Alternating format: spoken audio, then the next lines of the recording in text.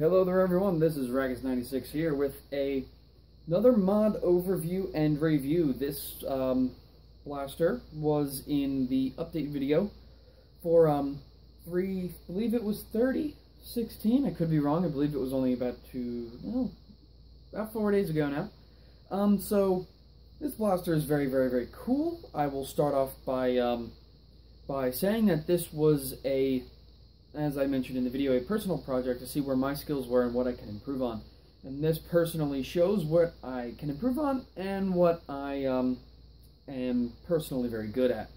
So starting off, to go along with that, this is a prop blaster. This will never be used in a Nerf war, so I don't want anyone going crazy in the comment section saying, oh, that's not safe, that's not... I know. The blaster is very dark colors, and that was the idea. My primary goal here was to get a very good representation of the Oblivion rifle from the movie Oblivion. A lot of other people have done this blaster. Drac personally did a Straven in the white and gray, and I didn't really like the white and the gray look because the blaster was more black and very dark gray in the actual movie itself, and on the covers for it and everything. So that was a little off to me. And then he also recommended he would do it in a Centurion shell, and the way it looks on the cover also doesn't really look like a Centurion shell. So personally, I went with the long shot in that video. Now, that long shot had a long time on the operating table. Open heart surgery, it might have passed a few times, but I am wonderful and was able to bring it back with some very creative engineering and scrapping some things that really just wouldn't work with this build. So I'm going to grab it real quick. It is behind me. So starting out, this is the long shot with the bipod removed, the stock removed, and that is, other than the nose cone there, or the attachment nozzle, everything else is the same. Still have the carry handle up top here. Very short, very nice and small. And I think it looks super sweet. Let me turn that off. It is very distracting. Of course, now it's brand new TV, not doing what I want to do. There we go. So here we are. So first off, as I said, the base blaster here was a long shot. This was a long shot I got for about 50 cents at a garage sale. It must have been outside. There was mud and muck and everywhere, coated in it. In that video was me sanding it and cutting off the bipod. That was so much work. There was so much dirt and junk caked inside these holes. It was inside the magwell. Inside the magwell, there was dirt and junk and grass and decomposing leaves, dead bugs everywhere. So she's come very well. Before I get into it, the paint here, this is black vinyl dye. Believe it or not, I have mastered the art of the black vinyl dye, and the conditions you need to use it in. It's pretty much good all weather. It really reeks when you're using it. So use proper ventilation. I personally had a wide open area at the place I work. I can actually paint there, so I had the doors open, the windows open, and I was actually, just using a little face mask. So that was personally wonderful. The face mask was definitely the right way to go about that, and I didn't suffocate. So I'm still here. So the logos have been removed. You might barely see them. In odd light, you can kind of see where it says Nerf, but not really. All the warning labels have been taken off of this side where all the caution labels used to be. Long shot is gone. Nerf, the caution label for the magazine. And then the ones right up here to tell you how to operate the jam door, which was also removed, are gone. So no, don't have to worry about any logos here, anywhere. I did leave them on the attachment because sometimes, you never know, it might look cool without it, and I definitely like the way this came out, so I definitely want to be able to interchange that. So overall, what was the achievement here, as I said, was to be able to get that Oblivion look without doing a two-tone. And a two-tone would look great, so wonderful, but I couldn't find that perfect gray color. And doing a two-tone without being able to find that good contrasting color wasn't worth it for me. I didn't want to do this base coat, you know, do all that, and then have it coming out looking like garbage. I'm saying garbage because I really don't know who's going to be watching this, and I want to keep my channel PG-13. PG-13 would be great. All jokes there, of course. So this is what I came up with, the modifications to this blaster. The cosmetic, as I said, black vinyl dyed base coat, that's for the parts and everything, even, well, like I said, everything. White detailing, mainly up on this scope and right up here on the nose, where long shot used to be. There is little detailing, I don't know if you guys can see the difference between, this is actually Tester's gunmetal. Flat gunmetal, which I think looked great on all the bolts everywhere. I think it looks great. Really gives it that that real life looking weapon look, which I really wanted to go for. I painted these two guys up here silver, metallic silver, because I feel like they'd be more more identical. You know, these two being identical than the rest, because these two, they're up on this carry handle, so I don't know really why. I thought it looked cool, guys. My prop, you know. Up here on the scope, same detailing, white. Up here I did the gray where, well, those lines used to be. This is actually I believe it's a nitron scope. Not too sure about that, so don't quote me. With the little silver iron sight, definitely wanted to leave the button alone. I didn't want to get any paint in there, so I actually had to tape off the whole thing and come back and actually use my fingers to cover it. So I was black for a few days. My fingers were covered in vinyl dye, so that wasn't fun. But internal modifications, Stage 1 and Stage 2 kit minus the trigger, because I don't know if you guys have tried the Stage 2 kit, but everything's great. The reinforced catch, the whole plunger, the plunger head, the O-ring makes such a great seal, it's wonderful. But that metal trigger, you don't get that return you want from the trigger pull. When you pull the trigger, it's basically, it slowly comes forward, not that nice spring. Of course, I am using the actual return spring for the trigger that came with it, just not the trigger, because that's too metal and bulky. I completely understand why you want it though, because the flex and the trigger, but I haven't experienced any of that. Granted, this blaster has only been done for about, well, that update was on the 29th or 30th, so granted, it's only really been together for 2.5 days, if that, maybe just even 2.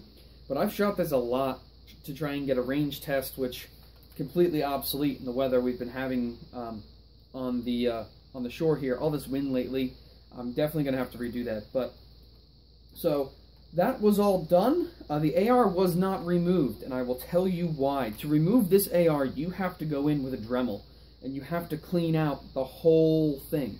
There's so much dead space in there. I don't have the proper bit to clean out that AR, plus this is a prop blaster and I wasn't really going for performance, but the spring is something I definitely wanted to do, because who knows, if I'm ever feeling like really being a funny guy, I might just use this in one of my, you know, house wars with my family, you know, cousins, you know, you never know what's going to go down. This is really cool prop. So anyway, that is all the internal mods. There is some LEDs up in here, notified by the oddly big switch here. So we're going to get into this. So I took off the stock because I really wanted that short rifle look. I didn't want a stock to be able to have it all the way out here, plus it didn't go with the way it was going to look. It's nice, it's short, it's sweet, cut back to the base of it, get zoomed in, or just fire from the lower shoulder position. And to go with it, I made, I threw in a little mini clip. This guy only takes 3, only loaded with 2 at the moment. So that's really all the internal modifications to it. I did actually, the original barrel that came with this, of course, ends right about here because of the attachment nozzle. So that had to go. This is actually out of a Raven. Just happened to be that about an inch longer than a long shot one. So I am definitely working on, you can see how wobbly that is. It's actually hot glued into where it should be. I'm definitely going to put some kind of braces in there to definitely hold it right there where it's supposed to be. But that is something I overlooked in the beginning and thought it would be perfectly fine. So what I'm going to do first is I'm going to kill these lights, except for the flash on that. Hopefully I don't mess up the settings too much, to definitely show you just how cool this looks when it's lit up. Alright guys, so you can definitely see me. The LEDs are now on, and that's just how sick it is. I'm actually going to turn your flash off for... Actually, I don't think I can. That is really unfortunate. Okay, so that just is not cooperating. But the LEDs in the scope do work. If I can get back over here to turn the light back on. As well as the LEDs coming out of this cone. You can see the reflection on my hand there. Inside there are just two automotive LED strips. They are about yay big, actually literally right here on either side, and it really reflects out of the holes here, out of each side. So if you really get the right angle in there, it does hurt your eyes. As well as the scope, I wanted to leave green, because I think the green just adds a really cool look. I know a lot of people, for this kind of prop, they do use that, and it does look really cool. So I'm going to go ahead and actually fire it for you. You do need two hands to prime this now. That prime weight is very heavy. So the mini mag just slides right up on in there, and perfect. Everything has been lubed. Literally, the white lithium grease all over here is because I was having a problem with this priming handle rubbing against it. And it started to chip some paint, so I didn't like that. So I actually, halfway through the installation, I broke it back down and completely put another coat on. I did have to repaint that. So, and then pushing forward, a very nice quick pop. A very nice pop on that. And I did remove the lock, so you can actually disengage the bolt sled while it is in the priming condition there. And the reason for that is this long shot, as I said, was all gunked up. It had so much gunk on those locks from constant use, wear and tear. There was a dart jammed all the way back in the plunger tube. This would not fire. So that all had to come out. And in doing so, because it was all, I couldn't get it all out. I washed it, I dried it, I even used a blow dryer, believe it or not. Screwdrivers chipping it all out, it just wasn't happening. So I did have to remove that lock, because this occasionally does grab them. But I did look into it, and I kept them laying around, so I can always put them back in. But I personally, I don't really mind it, so we're going to go ahead, or I'm going to go ahead, because there's no we here, and I'm going to go ahead and just fire this for you. This thing is mean. Sounds mean, looks mean, is mean. Two-hand prime there. See the dart coming up, locking in place. Now, the range test on a unmodified long shot is horrible. All long shots are pre-elite, even the brand new one. Pre-elite performance, horrible. Even though it was windy and my outside range is only about 70 feet, I was hitting easily about 62 to 65 feet, and that was in the wind, kind of blowing, not necessarily with me, but kind of on that cross angle. So, could the wind have been helping me? Absolutely. I intend to redo this test as soon as I can. But if anything, it was just blowing the darts off of their target, plus that little barrel flop right there probably doesn't help anybody. So guys, this is the mod overview and review. I will definitely put the range test in the comment section as soon as it is done.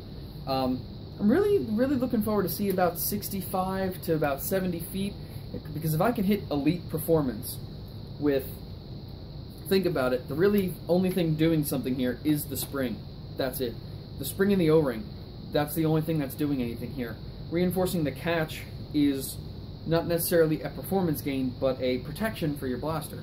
And the trigger, not really a performance gain there. If anything, it just, this thing is really heavy because the weight up here in the front, which I will get to. This is probably a very long video, but this definitely deserves it. And all that. So with that, the metal trigger, it was just, this thing weighs a ton already. It's a little cumbersome if you think about it. So I didn't want to go ahead and put more weight in here. That would be a little crazy. And it, like I said, the return on that thing, a turtle could move faster than that spring coming back. I don't know if it's just the, I mean, it's heavy, heavy, heavy. I don't know if they need to work on the design. It's Orange Modworks Stage 2 kit for the long shot. I am not bashing it at all. I just personally, I don't like the way it performs. I threw the trigger in with my extra Nerf parts with the spring taped to it. I definitely, if I'm going to do another long shot, I'm definitely going to want to try and use it. But just for this, I needed to keep some kind of orange as well. So other than that, all back here, the only other really cosmetic thing is I added a custom plastic plate down here, the same plastic I use for Custom Showcase Viro blades. I used it on some of the Fire Strike, the yellow Fire Strike that says R96 down here to cover that. I did not sign this blaster on the outside, but I signed it on the inside. And actually, it's funny, I'm trying to release the magazine when it's still in there. I believe I signed right in the mag well. This blaster, I don't know what will be happening to it. I definitely just want to set it up on a shelf, because this is one of the best things I've done since the N7 Strife. The only big project I've done since the N7 Strife. Is that crazy? Considering the N7 Strife was only like a month and a half ago, 2 months ago. Not really a big ordeal there. Kind of cool to get these things back to back. But yeah, guys, so under this plate here for these LEDs, there's two 9 volts. That's what these things run on right out of the package. You need 2 of them. I tried hooking them up to 1 and they just wouldn't cut it. But would you know, the scope just fell off. That's kind of crazy. Also took out the N-stride attachment tooth because it was broken and I did not have one to replace it. But I really tightened the spring in here and the paint on here, which isn't scratching off, by the way. Vinyl dye is great. Didn't want to rip that off, so it must have just been teetering on the edge. So yeah, you can see the 9-volt connector right there. Made it nice and easy to get to detach. You just push them back up. Now you can't see them. And that's really it. That's the only thing else going on here. So guys, like, comment, subscribe. If you guys like these kind of videos, I definitely want to keep these kind of videos going, but they do take a long time to do. This one itself, this thing has only been done, like I said, for about 2 to 3 days.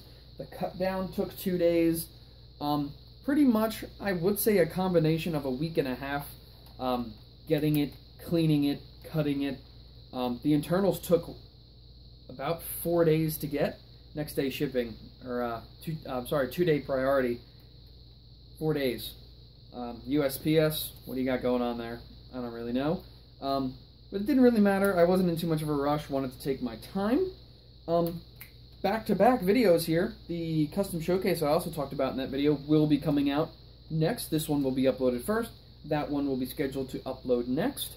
And yeah, guys, thank you very much for watching. If you like the Oblivion rifle, please leave me a big like. Blow up the comment section if you have any ideas on this barrel flop for one.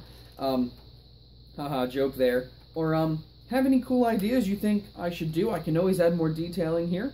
Always add more attachments to it. Yeah, thank you guys very much for watching. Like, comment, subscribe for some very cool content coming out very, very, very soon. My loadout update, the dreaded upload update is coming out. I know, another one. 3 in 2016. I'm sorry. But the first update just wasn't good enough. I didn't even go to a Nerf war with it. That's how bad it was. Tried just running around with it with my cousins out here, and it didn't work so well. I was losing things, dropping things. I couldn't make it into the pouch, so it was a crisis. I'm actually in the moment working on part of it. It's laying right below you guys. So thank you very much for watching. If you watched the whole thing, if you just watched the blaster, then you wouldn't really see this. So kind of a win-lose situation, not really win-win. So thank you guys very much for watching. This is very long, and I am very sorry about that. But this needed its own video, and it definitely got the time it needed. So thank you guys again very much for watching. All the support on this channel has been great, but that will be in its own sit down and chat episode 2 coming out very, very, very soon. I'm working on everything for that. So again, thank you very much for watching, guys, and I will see you in the custom showcase in a few minutes.